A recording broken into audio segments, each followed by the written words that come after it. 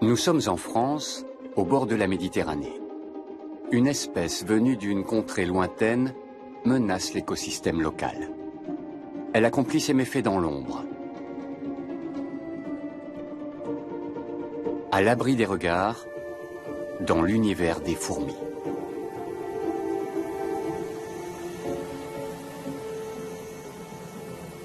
Ici, on se livre une lutte sans répit pour le territoire et la nourriture.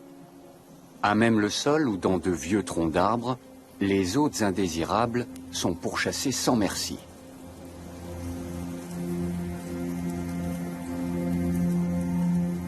Comme cette minuscule fourmi. La fourmi d'Argentine mesure tout juste 2 mm. À côté d'elle, la fourmi noire locale fait figure de géante.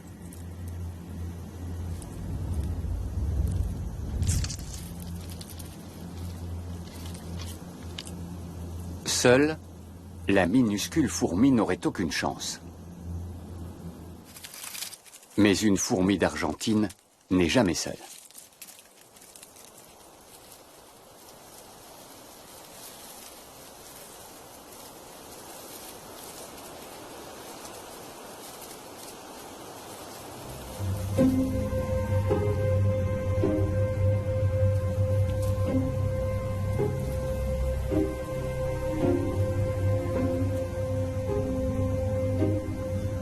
Quand un commando de fourmis d'Argentine passe à l'attaque, le vainqueur n'est pas celui qu'on croit.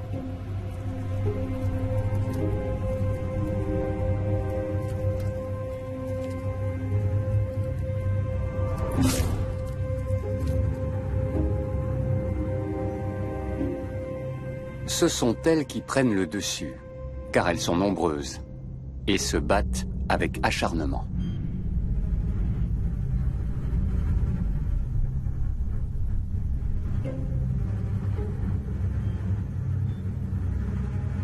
Entre la géante et les lilliputiennes, les rapports de force se sont inversés.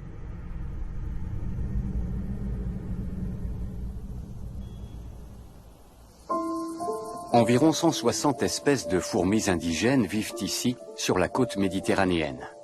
Très discrètement, chacune d'entre elles joue un rôle important dans le système complexe de la nature. Les fourmis moissonneuses transportent les premières graines et fleurs dans la fourmilière. Elles remplissent les réserves de nourriture de la colonie. Chez les fourmis, le travail de chaque individu est entièrement voué à l'intérêt de sa colonie. Les ouvrières assurent toutes les tâches. Recherche de nourriture, lutte contre les agresseurs, soins aux œufs et aux larves. Les mâles jouent un rôle éphémère, le temps d'engendrer la prochaine génération.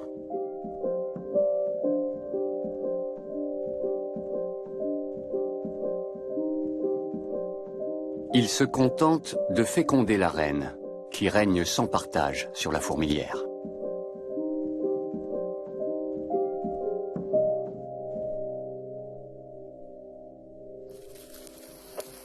Après les rigueurs de l'hiver, les moissonneuses travaillent dur. Il faudra bientôt accueillir la nouvelle génération.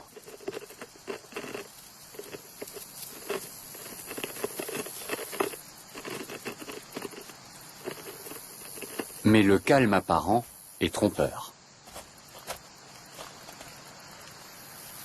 Dans toute l'Europe, des scientifiques ont l'œil rivé sur les fourmis. Ils sont inquiets. Les espèces indigènes sont menacées par l'invasion des fourmis d'Argentine.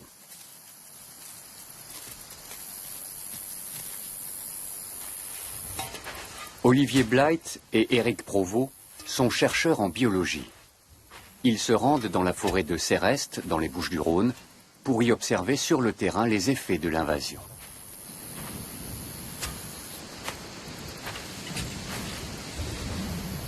J'ai grandi avec les fourmis d'Argentine.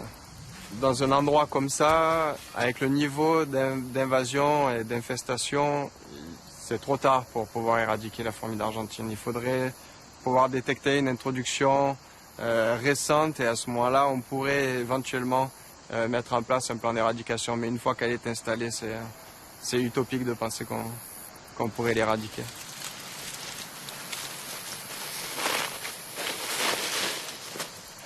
Éric Provost est spécialiste des fourmis locales. Il assiste à la diminution constante de leur population, victime de l'expansion des fourmis d'Argentine. Dans certains secteurs, celles-ci ont déjà complètement éliminé leurs concurrentes indigènes.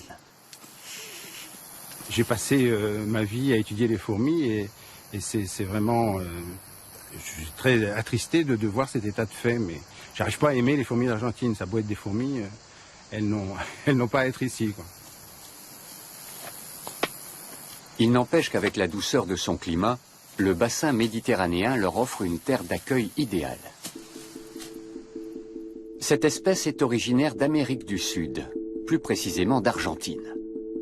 Au début du siècle dernier, de nombreuses fourmis traversent l'Atlantique à bord de navires de commerce.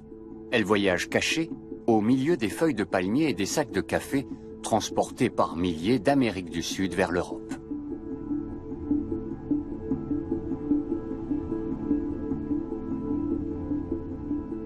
Leur première grande colonie s'est formée à Madère, au début du XXe siècle.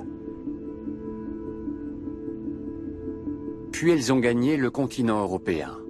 Personne ne sait précisément où, mais une chose est claire, c'est l'homme qui les a introduites en Europe via les grands ports.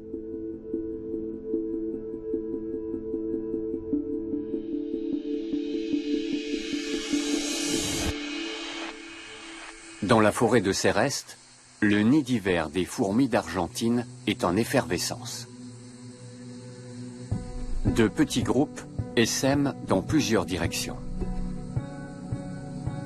Comme tous les ans, ils vont étendre leur territoire et donc bâtir de nouveaux nids, conquérir de nouvelles sources de nourriture et éliminer leurs concurrents.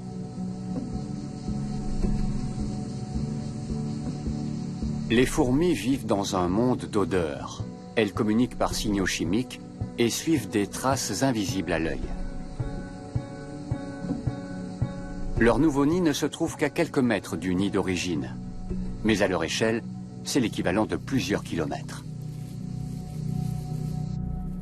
Il ne leur faut pas grand-chose. Quelques dizaines d'ouvrières font déjà l'affaire. Elles peuvent élire domicile sous une pierre, dans un jardin ou dans un terrier abandonné. Contrairement aux espèces locales, elles ne sont pas difficiles.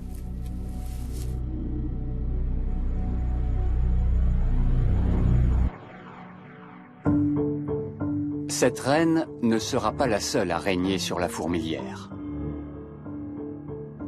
Ce qui serait impossible chez des fourmis indigènes est la norme chez les fourmis d'Argentine.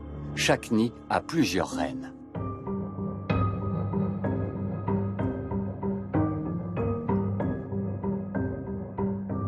On en dénombre couramment 15 à 20 par nid. Et bientôt, elles commenceront à pondre.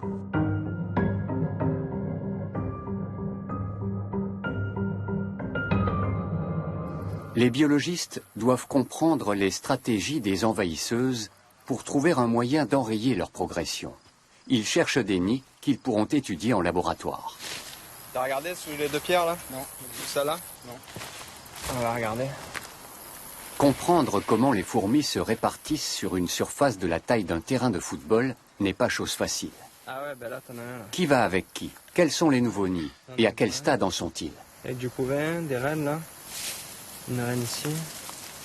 Il n'est pas très gros, mais ça peut suffire là déjà, non? Olivier Blight est un intrus, il se fait immédiatement attaquer. Pour notre test d'agressivité, elle est là la reine. Là. La coexistence de nombreuses reines dans chaque nid est l'une des stratégies de l'espèce pour s'imposer.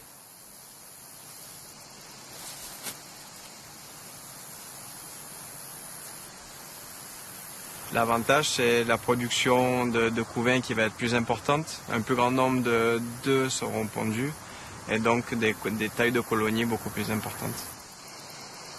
Voilà une reine. Elle se promène à l'air libre. Chez les fourmis indigènes, quand la reine quitte la fourmilière, la colonie meurt. Mais chez les fourmis d'Argentine, elle n'est qu'une femelle reproductrice parmi d'autres. Elle n'a rien d'irremplaçable.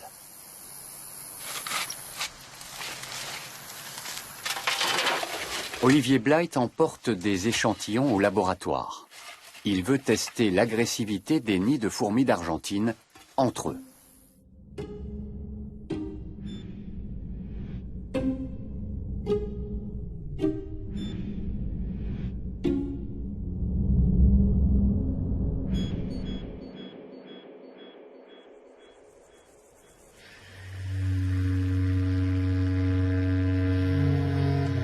Début juillet, à l'aube d'un jour de combat. Dans la forêt, la tribu argentine continue d'agrandir sa fourmilière. Elle a besoin d'espace et cherche inlassablement de quoi se nourrir. Les fourmis d'Argentine sont omnivores. Elles se nourrissent de végétaux et d'insectes, qu'ils soient morts ou vivants.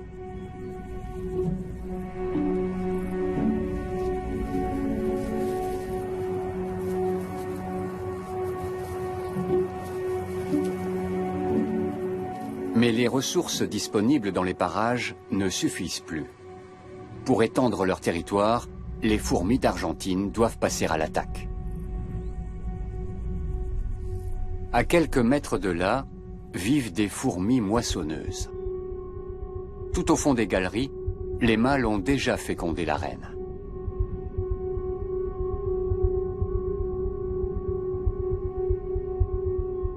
Les ouvrières qui s'affairent en surface sont les premières à repérer les intrus. Elles émettent alors des signaux chimiques pour donner l'alarme au plus profond de la forteresse.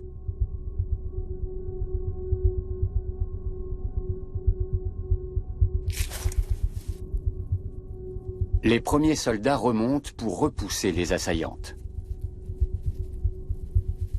Mais quelques fourmis d'Argentine parviennent à s'introduire à l'intérieur du nid. Et la bataille commence.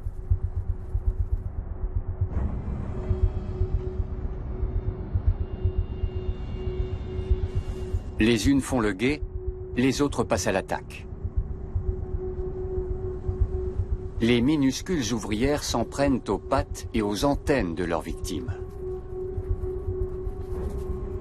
Au début, les fourmis moissonneuses arrivent encore à protéger leur nid. Mais au bout de quelques heures, les assaillantes atteignent les dernières chambres, tout au fond de la fourmilière. C'est alors que la reine s'aventure hors de sa chambre.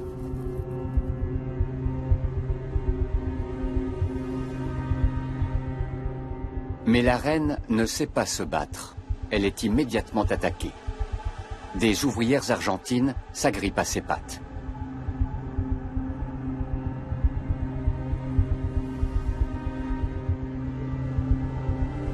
Leurs minuscules mandibules sont puissantes. Avec une force incroyable, elles immobilisent la reine.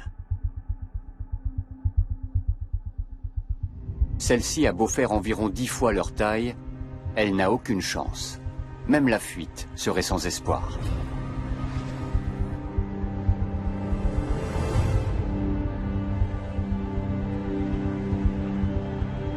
Au terme d'un combat de plusieurs heures, les fourmis d'Argentine privent la colonie de son élément le plus précieux et la condamnent à disparaître.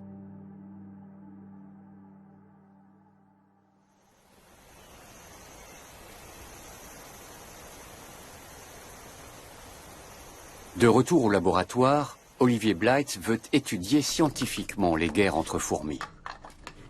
Habituellement, les fourmis d'une même espèce, mais de nids différents, se combattent, même quand leurs fourmilières ne sont distantes que de quelques mètres. Le chercheur met en concurrence des fourmis d'Argentine prélevées en divers endroits de la côte méditerranéenne, toujours à 100 contre 100. L'un de ces deux nids vient de France, l'autre d'Espagne. En principe, ces fourmis devraient s'affronter jusqu'à la mort.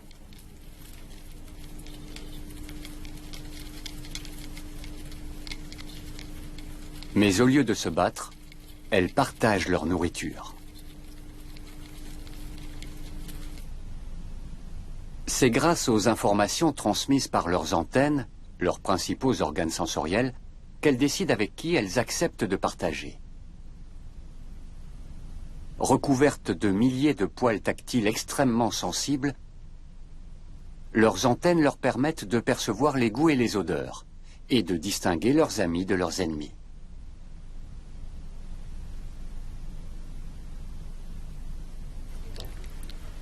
Olivier Blight constate certes de légères différences comportementales, mais la plupart des fourmis d'Argentine coopèrent au lieu de se battre, comme si elles appartenaient toutes à une seule super colonie. Le chercheur procède à des centaines d'expériences. C'est assez difficile, parce que c'est assez fatigant de compter 200 ouvrières et de les mettre dans les boîtes, regarder le comportement après. Donc, à la fin de la journée, quand je ferme les yeux, je vois des fourmis qui passent. On lance les fourmis, Marseille, c'est Rust et les 2 Espagnols. Logiquement, elles devraient donc se livrer un combat à mort. Pour comprendre pourquoi ce n'est pas le cas, les chercheurs analysent l'odeur des fourmis. Chez tous les membres d'une colonie, le même mélange de molécules, mais dans des proportions différentes, constitue une carte d'identité olfactive commune. Ce parfum réparti sur tout le corps est aussi unique qu'une empreinte digitale et leur permet de se reconnaître. Le cocktail chimique est isolé à l'aide d'une solution, puis analysé. Le résultat est surprenant. La supercolonie principale est immense. Donc ici, on voit une des ouvrières appartenant, ici en bleu foncé, à un site qui appartient donc à la supercolonie principale, en bleu clair, collectées en Espagne, et ici en bleu clair, des ouvrières qui ont été collectées à Marseille, et on se rend compte que les profils collent parfaitement. Il y a quelques différences ici, par exemple, mais c'est des différences quantitatives et qui ne déclenchent pas de l'agressivité. Donc ici, entre ces ouvrières des 2 sites, nous n'avons observé aucune agressivité, malgré la distance de plusieurs milliers de kilomètres. C'est effectivement Les fourmis d'Argentine immigrées appartiennent donc visiblement toutes à la même famille. Elles coopèrent bien au-delà des frontières de leur colonie locale. Elles forment ainsi un gigantesque superorganisme, un atout primordial pour la conquête de territoires.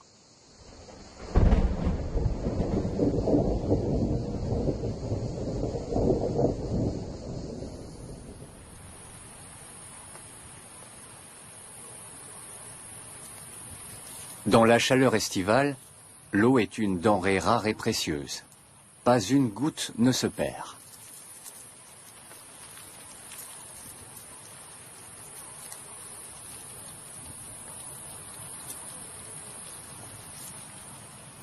Après s'être désaltérées, les ouvrières stockent le précieux liquide dans leur abdomen et le rapportent au nid. Le nouveau nid des fourmis d'Argentine est encore en contact avec sa fourmilière d'origine. À chaque rencontre, les ouvrières ne mettent qu'une fraction de seconde à se reconnaître comme membres d'une même colonie. Les différents nids vont jusqu'à chercher leur nourriture ensemble. Il y a de nombreuses années, une colonie de fourmis autochtones a établi sa fourmilière à quelques mètres de là. Ces ouvrières sont elles aussi en quête de nourriture. L'une d'elles dépose une trace olfactive pour informer ses congénères qu'elle a trouvé quelque chose.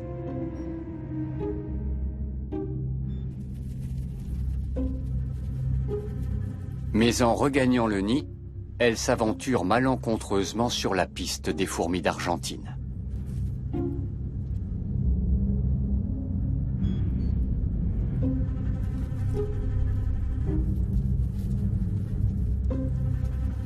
Elle est attaquée sur le champ. Mais elle est beaucoup plus grande et plus rapide que ses agresseurs. Elle s'en tire de justesse.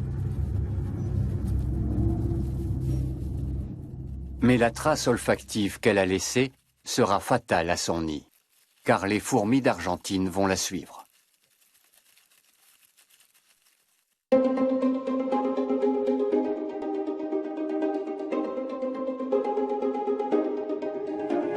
Leur attaque est rapide et précise. Chez toutes les fourmis, les antennes et les pattes sont les membres les plus importants, et donc les premières cibles de l'assaut.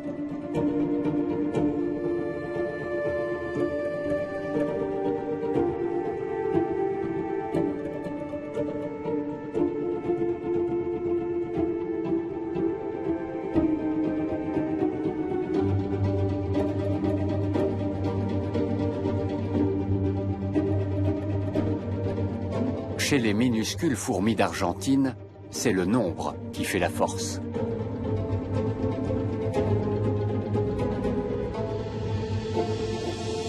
La coopération de plusieurs nids leur permet de passer en quelques minutes d'un petit nombre d'individus à des centaines, puis à des centaines de milliers. Chaque fourmi autochtone est bientôt totalement recouverte de fourmis d'Argentine. C'est la débâcle.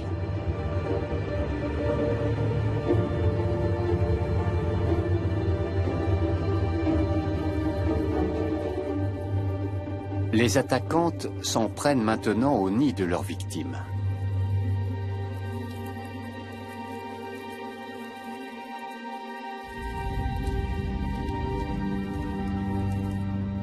Et elles réussissent à s'emparer de la reine, le bien le plus précieux de la communauté.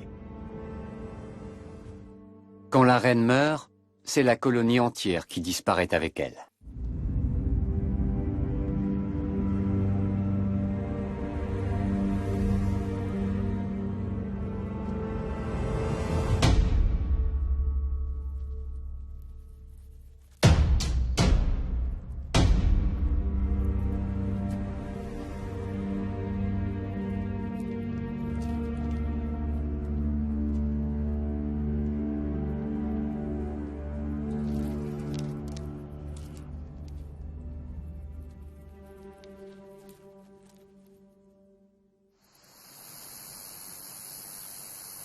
Le superorganisme fait régner la terreur bien au-delà de ses restes, et pas seulement parmi les fourmis.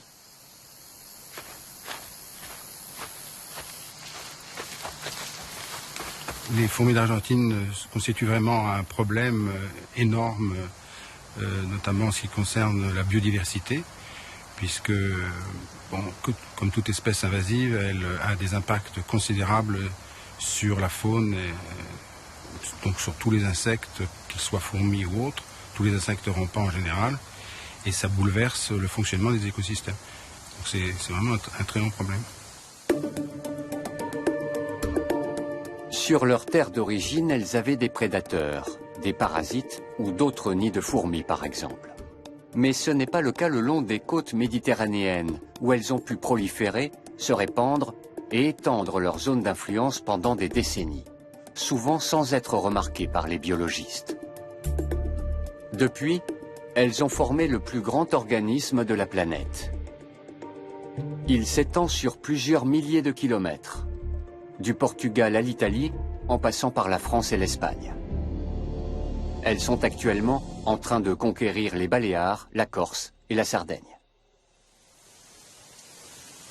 Le parc national de Doñana, sur la côte d'Andalousie, n'est pas épargné. L'écosystème y est très menacé par endroits.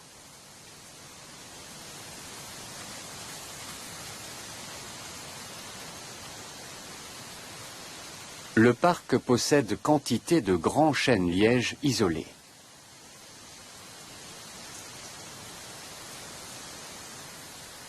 Les fourmis d'Argentine supportent mal la chaleur et la sécheresse qui règnent dans le parc. Mais l'humidité permanente qu'on trouve à l'ombre des chênes-lièges leur est propice.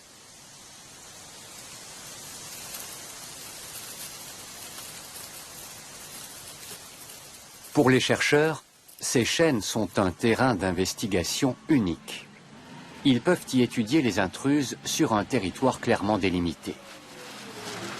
Dans ces conditions, le biologiste Chim Cerda compte bien décrypter les stratégies mises en œuvre par les fourmis d'Argentine pour enrayer leur propagation.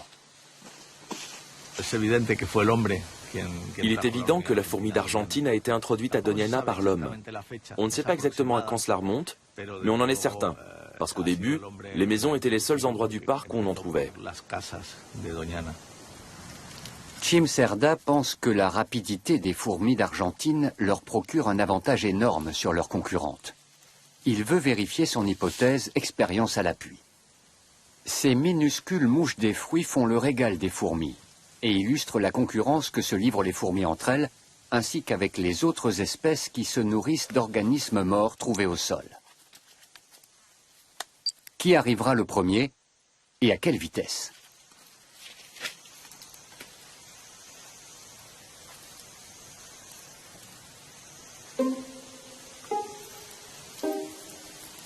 Au premier essai, c'est une fourmi d'Argentine. Le chercheur relève aussi la température à la surface de la cuillère. Chim Cerda va répéter l'expérience sous plusieurs dizaines d'arbres et à différents moments de la journée.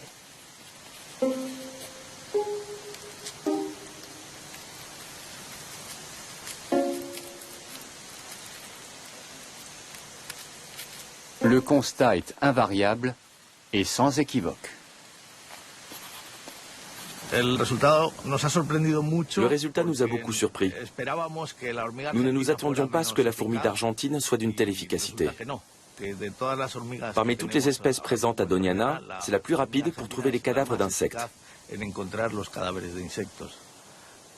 Mais elle a une limite. Elle ne supporte pas les fortes températures. Dans les zones de très forte chaleur, ou aux heures les plus chaudes de la journée, elle est complètement anéantie. C'est le moment ou jamais d'être active pour les fourmis locales.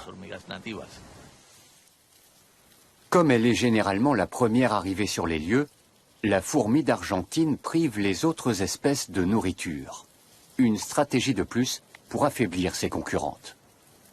Car plus une colonie s'agrandit, plus il lui faut de nourriture. Cette tête d'oiseau mort renferme de précieuses protéines. Elle est immédiatement prise d'assaut.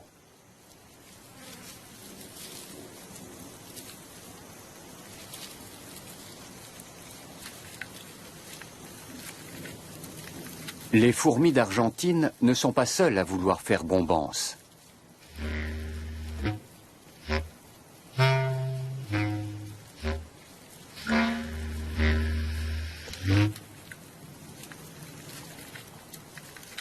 Mais elles ne tolèrent aucune concurrence.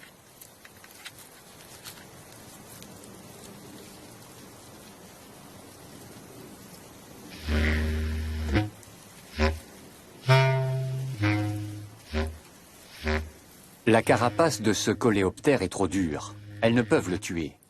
Mais des morsures dans les antennes, les pattes et les articulations suffisent à le faire déguerpir dardard.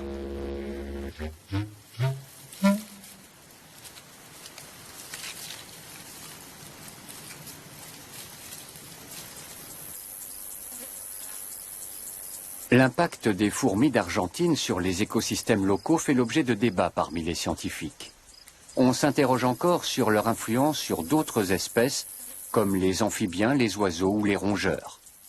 On sait en revanche avec certitude que partout où les fourmis d'Argentine s'installent, les autres fourmis disparaissent. Les envahisseuses sont trop fortes, trop rapides et trop puissantes.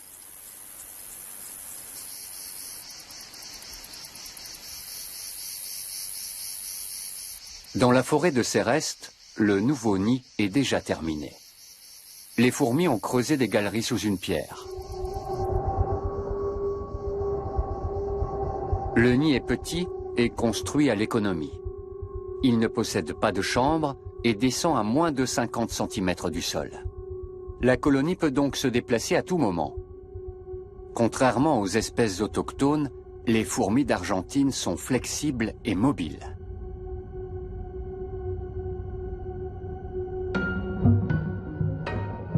Les ouvrières ne connaissent pas le repos. La plupart d'entre elles passent leur vie à chercher de la nourriture. Un sureau proche de leur nid leur offre une nourriture abondante.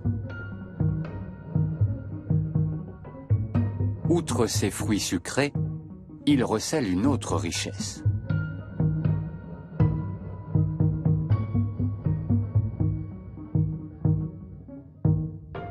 des pucerons se nourrissent de la sève de l'arbre. Ces insectes ne sont pas attaqués par les fourmis, bien au contraire.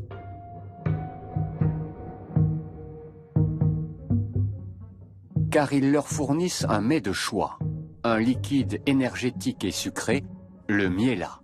Les fourmis en raffolent.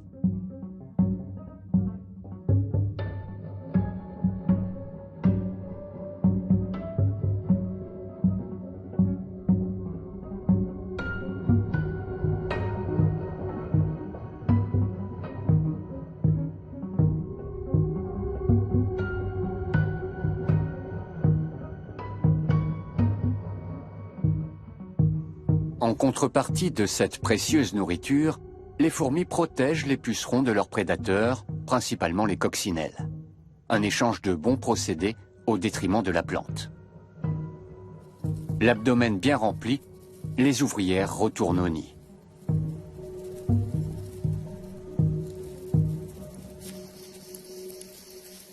Les fourmis d'Argentine ont vite fait de conquérir tous les arbres de la forêt et privent leurs concurrentes du miela et de son potentiel énergétique.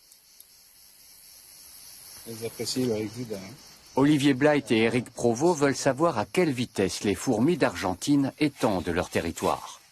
À Céreste, il est déjà trop tard pour l'établir. Pour cela, il leur faut un endroit où l'invasion soit à un stade moins avancé. Une île serait l'idéal. La Corse est très intéressante d'un point de vue écologique car cette île est considérée comme un point chaud de biodiversité. On y retrouve un grand nombre d'espèces endémiques et une très grande richesse de la faune et de la flore. Et notamment au niveau des fourmis, on compte plus de 80 espèces de fourmis.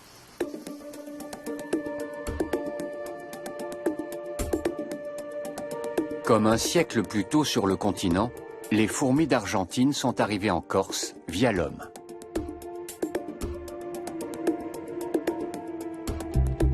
Les chercheurs placent désormais leurs espoirs ici, pour en savoir plus sur la progression des fourmis d'Argentine et leur impact sur la faune et la flore.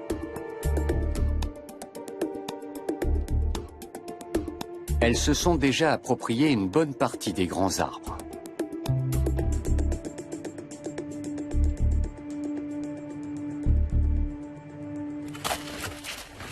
Il s'agit de déterminer la ligne de front de l'invasion. Il y a 2 ans, Olivier Blight avait constaté la présence sporadique de fourmis d'Argentine, mais aussi de nombreuses espèces autochtones. Qu'en est-il aujourd'hui?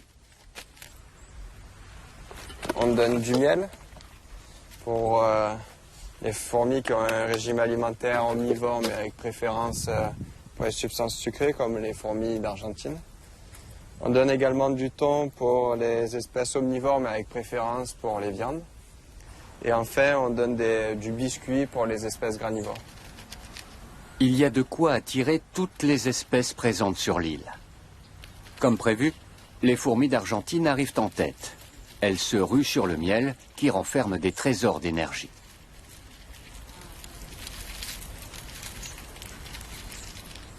Les chercheurs attendent l'arrivée d'autres espèces de fourmis, plus lentes.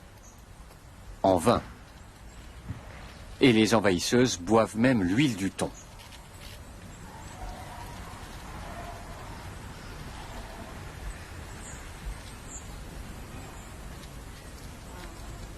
Là, il faut attendre encore plusieurs minutes, jusqu'à 1 heure, pour être sûr qu'on ne trouve pas d'espèces locales.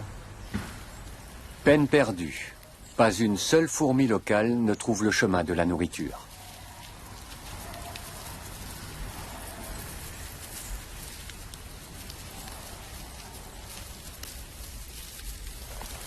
Environ 1 kilomètre plus loin, Olivier Blight trouve ce qu'il a désespérément cherché sur le continent. Une zone que les fourmis d'Argentine n'ont pas encore totalement conquise. Ici, on est sur le front d'invasion. Donc, on a trouvé rapidement plusieurs espèces locales, près de 10 espèces en quelques minutes, mais avec la fourmi d'Argentine. Et là, par exemple, sur la butte, on a un très grand nid de fourmis d'Argentine. Et ici, on a un nid de fourmis locales. Les scientifiques constatent que le front d'invasion n'est pas rectiligne. Les fourmis d'Argentine apparaissent soudainement à des endroits où elles ont probablement été amenées par l'homme. Les activités humaines accélèrent considérablement leur propagation.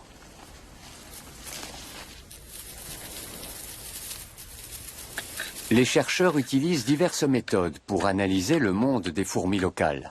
Jamais encore une étude aussi complète n'avait été réalisée. Les pièges permettront d'identifier formellement un certain nombre de fourmis.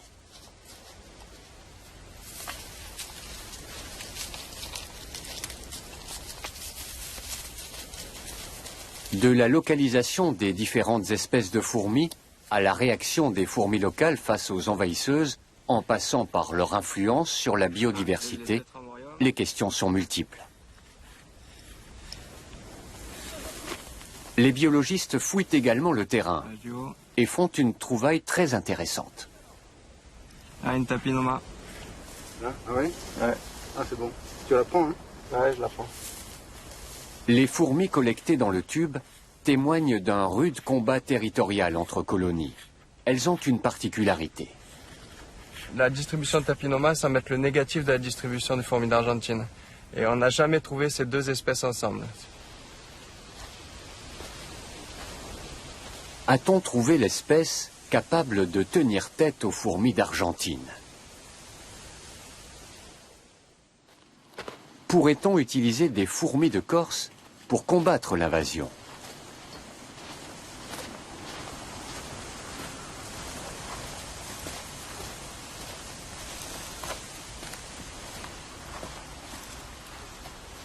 L'inventaire prend plusieurs mois.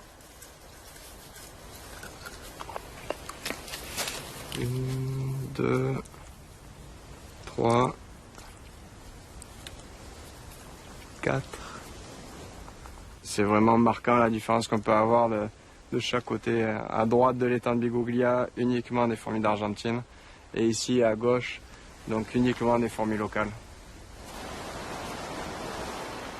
Les travaux des chercheurs le montrent, la Tapinoma est réellement capable de résister aux fourmis d'Argentine. Mais elle n'est pas assez forte pour les chasser des territoires où elles se sont déjà établies.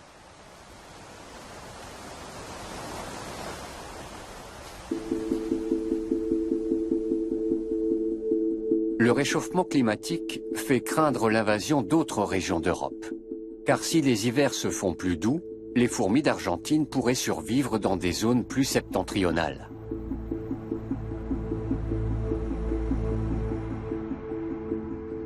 À la faculté de biologie de l'université de Munich, on étudie les fourmis depuis des années.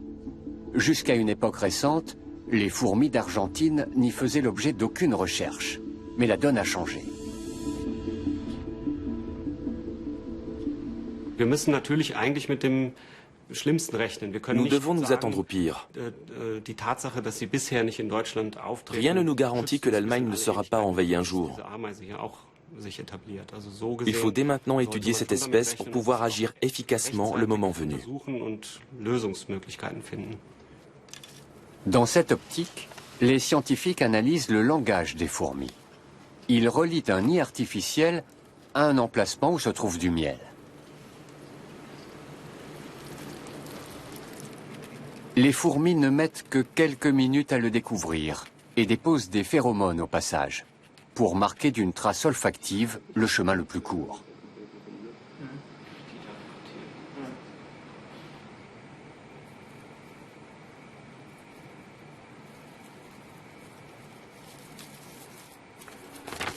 Les molécules qui composent cette trace sont issues d'une glande minuscule située dans l'abdomen des fourmis. Les chercheurs veulent extraire cette substance de la glande à des fins d'expérimentation.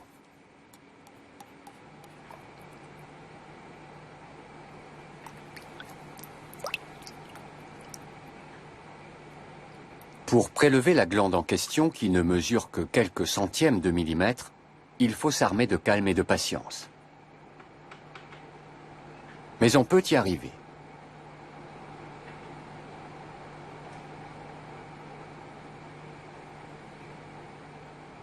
Avec la substance contenue dans la glande, les chercheurs tracent un nouveau parcours. Il le relie au reste du dispositif.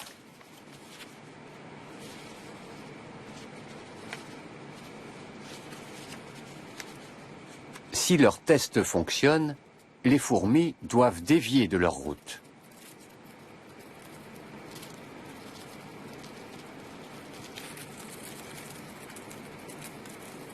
Et c'est bien ce qu'elles font. Elles suivent la piste tracée par les scientifiques.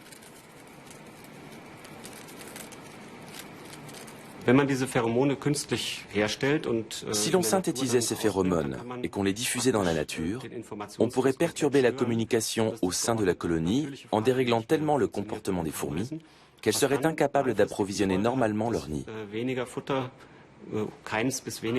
À la longue, les populations arrêteraient d'augmenter et dans l'idéal, elles diminueraient fortement. Cela pourrait être un moyen d'endiguer l'invasion. Mais pour l'instant, cette expérience n'a été réalisée qu'en laboratoire. On ne sait pas si elle fonctionnerait à grande échelle dans la nature. À ces restes, c'est la fin de l'été. Dans le nid des fourmis d'Argentine, la génération suivante se prépare. Les œufs et les larves sont constamment déplacés. Le nid est perpétuellement en mouvement. Les fourmis d'Argentine sont génétiquement programmées pour bouger en permanence, ce qui les rend toujours prêtes à réagir en cas d'imprévu.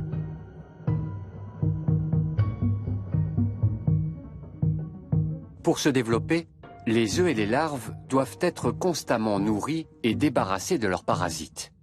Ils viendront ensuite renforcer l'armée des ouvrières. Bientôt, la colonie éliminera 90% de ses propres reines, car les jeunes reines sont plus fertiles et leur progéniture encore plus nombreuse.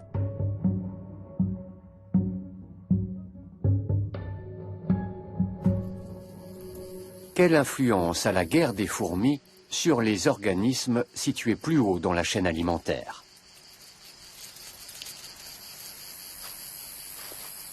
C'est la question que se pose une équipe de biologistes, ici dans le parc national de Doñana, en Espagne.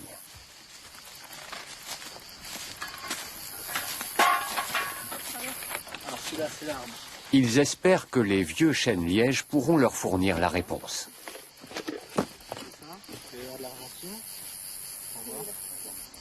Ce qu'on fait, c'est qu'on va mettre les pitfalls dans l'arbre, sur les écorces, tu vas les visser.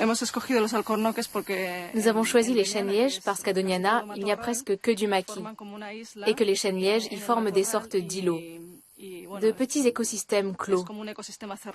Nous avons donc sélectionné 10 chênes-lièges que les fourmis d'Argentine n'ont pas encore atteints et 10 autres qui sont déjà infestés.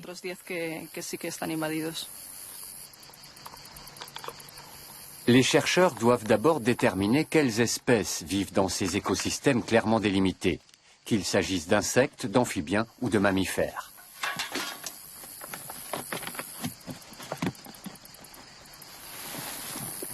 À chaque catégorie, un piège adapté.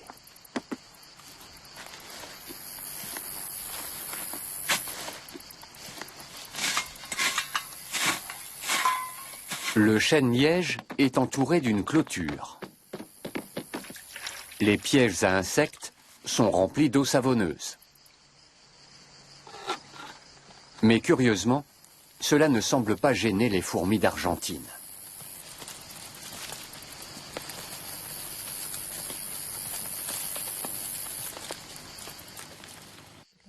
Pendant plusieurs années, les chercheurs ont observé les chênes-lièges et noté scrupuleusement le nom de chaque animal qu'ils y trouvaient. Sur le terrain, il semble que les craintes des biologistes se confirment. La présence des fourmis d'Argentine aurait des répercussions sur le reste de la faune. Car les fourmis d'Argentine éliminent les fourmis autochtones. Mais surtout, elles constituent une masse totale bien plus importante. Et comme elles sont très agressives, cela pourrait faire fuir les animaux de plus grande taille.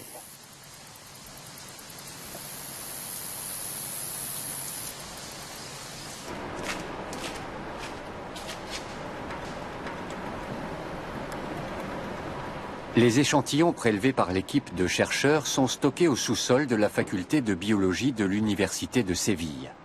On y trouve des spécimens de la plupart des occupants des chênes lièges. Leur approvisionnement en nourriture dépend de cet écosystème dont l'équilibre est modifié par les fourmis d'Argentine.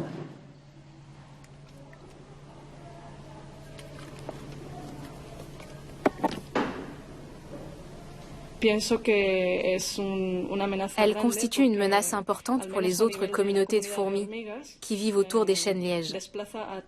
Elles les anéantissent en totalité.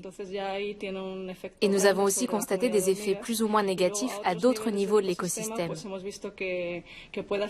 Certaines espèces ont déserté les chênes lièges colonisés par les fourmis d'Argentine, où ils sont devenus plus rares.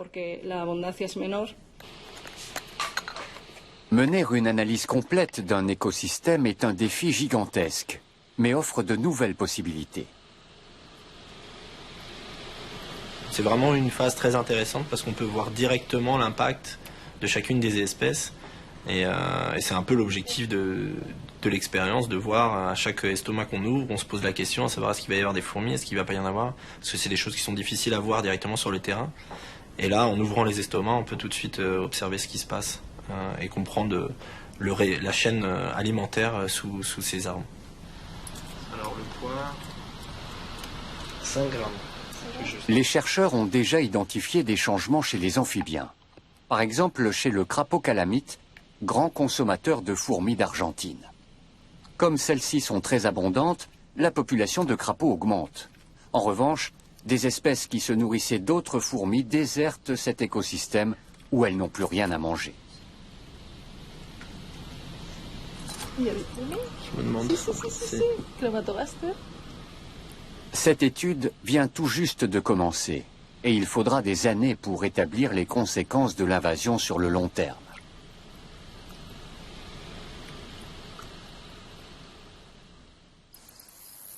C'est l'automne dans la forêt de Céreste. Chez les fourmis d'Argentine, la nouvelle génération doit apprendre à se battre. La fourmilière est sur le pied de guerre. La lutte pour le territoire continue. La dernière victime de l'année sera une colonie de fourmis noires des bois. Elles sont plusieurs milliers à vivre dans ce tronc d'arbre.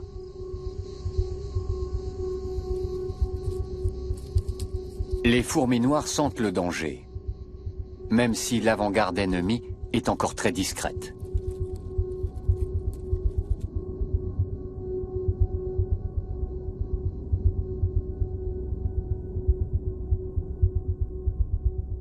Quelques fourmis d'Argentine arrivent en éclaireuse.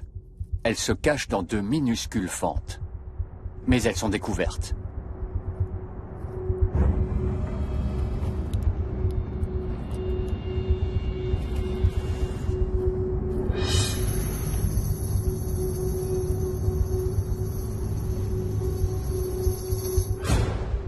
Les fourmis des bois sont des combattantes redoutables. Et leur taille imposante peut leur donner l'avantage.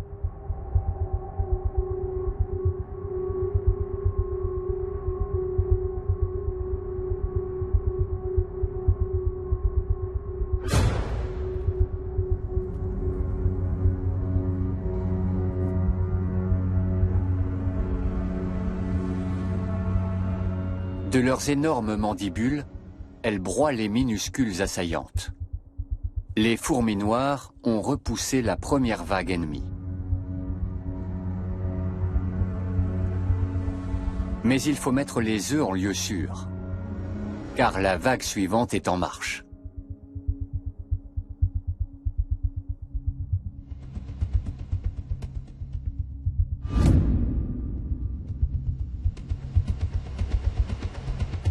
Et cette fois, elles viennent en nombre.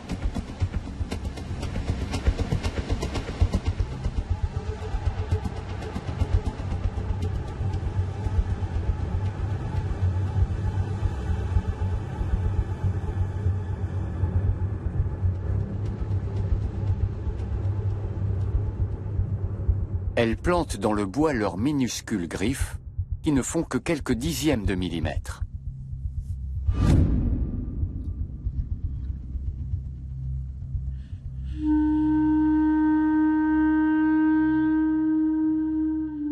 Malgré leur force supérieure, les fourmis noires ne parviennent pas à leur faire lâcher prise. Sur le tronc comme au sol, les environs de la colonie se transforment en champ de bataille.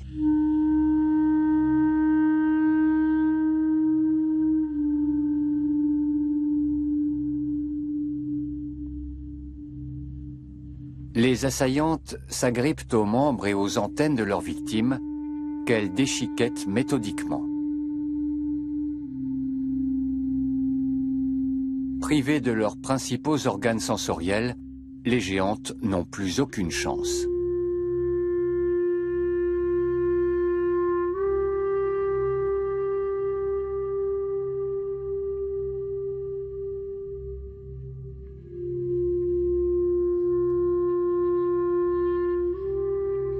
La bataille durera des semaines, mais son déroulement est immuable.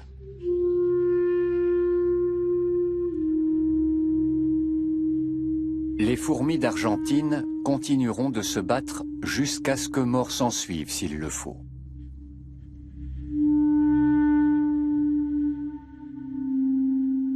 Car quelle que soit leur perte, elles seront toujours les plus nombreuses et continueront d'éliminer leurs concurrentes une à une.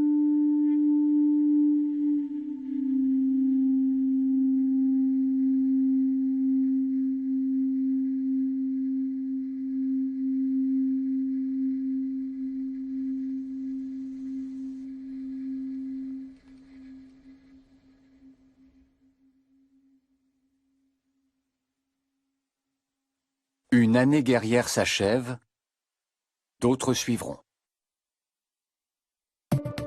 Bientôt, de nouveaux groupes partiront fonder d'autres nids. Les nids formeront des réseaux. Ils coopéreront et continueront de croître.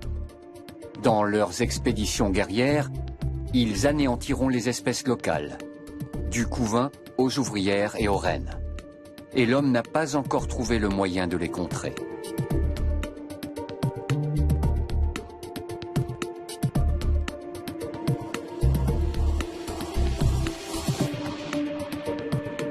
Leur soif de territoire est sans limite et fait de la super colonie des fourmis d'Argentine le plus grand prédateur de notre planète.